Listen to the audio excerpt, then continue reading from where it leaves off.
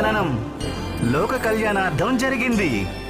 ప్రపంచంలో ధర్మం మర్యాద స్థాపన, అలాగే సృష్టి నుంచి అధర్మం పాప వినాశనం కోసం యువరాజు జన్మించారు.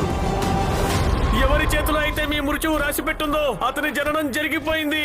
నేను లంకేశ్వరుణ్ణి. దేవతలందరూ నాకు దాసులు.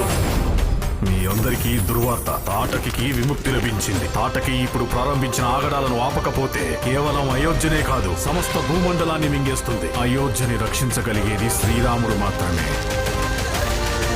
ఎవరైతే సన్మార్గాన్ని వీడతారో వాళ్ళు పశువుతో సమానులు.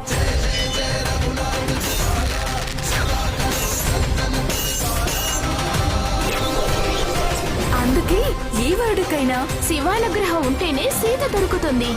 బ్రహ్మశ్రీ విశ్వామిత్రుడితో పాటు శ్రీరామ లక్ష్మణులు అయోధ్య నుండి విచ్చేస్తున్నారట.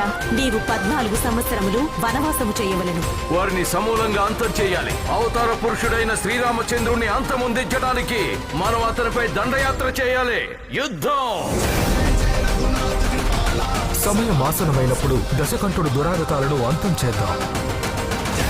రాముణ్ణి ఒంటరి చేయడమే మన లక్ష్యం. రాముడు ఉండబోడు, ఇక రామాయణం ఉండబోదు.